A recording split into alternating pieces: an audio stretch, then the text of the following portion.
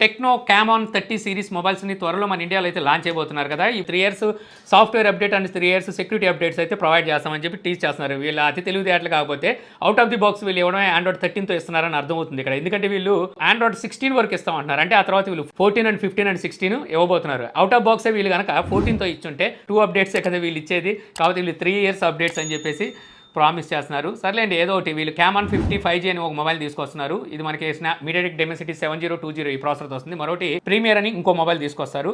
దాంట్లో వచ్చరికి MediaTek Dimensity 8200 ultimate ఈ ప్రాసెసర్ అయితే ఉండబోతుంది. వీటిని మనకి మే 18వ తారీఖున లాంచ్ చేయబోతున్నారు. ఇక నెక్స్ట్ న్యూస్ చూస్తే మనకి రియల్మీ GT60 ఈ మొబైల్ని 22వ తారీఖున మన ఇండియాలో అయితే లాంచ్ చేయబోతున్నారు. 2 సంవత్సరాల తర్వాత GTని మళ్ళీ మన ఇండియాలోకి అయితే రియల్మీ ఇంట్రడ్యూస్ చేయబోతుంది అనమాట. ఇంట్రడ్యూస్ చేయముందులేండి, మళ్ళీ రీఎంటర్ అయితే చేయబోతుంది. అయితే ఈ మొబైల్ సంబంధించి ఇప్పుడు వీళ్ళు మెల్లమెల్లగా టీచ్ చేయడం స్టార్ట్ చేశారు. ఇంతకుముందు ఆల్రెడీ స్నాప్డ్రాగన్ 7+ జనరేషన్ 3 ప్రాసెసర్ ఉందని చెప్పి వీళ్ళు టీచ్ చేశారు కదా. ఇప్పుడు 5500 mAh battery 120 watt fast charging సపోర్ట్తో ఈ మొబైల్ అయితే రాబోతున్నట్టుగా టీచ్ చేస్తున్నారు. 10 మినిట్స్ ఛార్జ్ చేస్తే మీకు ఫుల్ డే బ్యాటరీ బ్యాకప్ వస్తుందని చెప్పి వీళ్ళు ధీమాగా అయితే చెప్తున్నారు. అమెజాన్ ద్వారా దీన్ని అయితే సేల్కి తీసుకొస్తున్నారు. నాకున్న ఇన్ఫర్మేషన్ ప్రకారం చూస్తే ఈ మొబైల్ని మనకి 30,000 రూపాయల లోపు తీసుకొస్తారు. అంటే 30 నుంచి అంటే 30, 31, 32 అలాగా మధ్యలో ఉంటుందంటున్నారు. ఆఫర్లతో కలిపి 30,000కి అలాగే తీసుకొస్తారు అనుకుంటున్నా.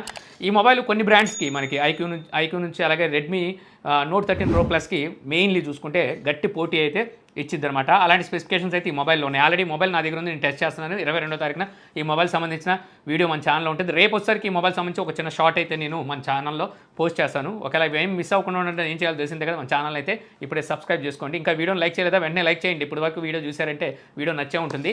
ఇక నెక్స్ట్ చూస్తే మనకి పోకో F6 ఈ మొబైల్ని మన ఇండియాలో 23వ తారీఖున అయితే లాంచ్ చేయబోతున్నారు. ఇందులో మనకి స్నాప్డ్రాగన్ 8S జనరేషన్ 3 ప్రాసెసర్ అయితే ఉంటుంది. నేను అనుకోవడం మన ఇండియాలో ఈ మొబైల్ ప్రైస్ ఎంత లేదన్నా సరే 35 to 40 మధ్యలో పెడతారు అనుకుంటున్నాను మనకు వస్తున్న సోర్సెస్ బట్టి.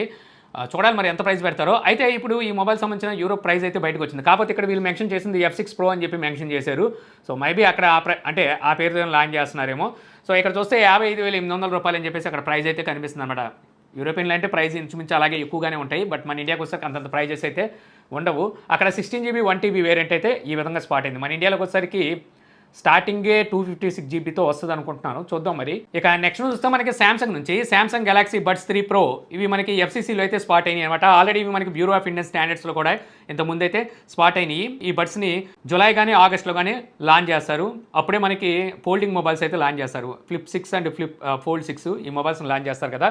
సో అప్పుడే వీటిని కూడా లాంచ్ చేస్తారు. కాకపోతే వీళ్ళు లాంచ్ చేసినప్పుడు ప్రైస్ ఏమో ఆకాశంలోకి పెట్టేస్తారు.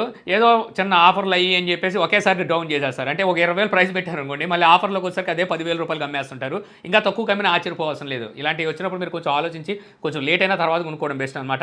ఇక అలాగే ఇంతకుముందు మనం మాట్లాడుకున్నాం కదా, ఈసారి రాబోయే ఫోల్డ్ 6లో మనకి అఫోర్డబుల్ ప్రైస్లో కూడా ఇంకో FE మోడల్ కూడా రాబోతుందని, అంటే ఫోల్డ్ 6 FE అనే మొబైల్ కూడా రాబోతుంది. బట్ ఒకసారికి ఈ ఇయర్ అయితే అది రాదని చెప్పేసి కొన్ని సోర్సెస్ నుంచి అయితే న్యూస్ వస్తుందన్నమాట. అంటే వీళ్ళు ఫ్లిప్ 6 అండ్ ఫోల్డ్ 6 ఈ 2 మొబైల్స్ని తీసుకురాబోతున్నారు కదా.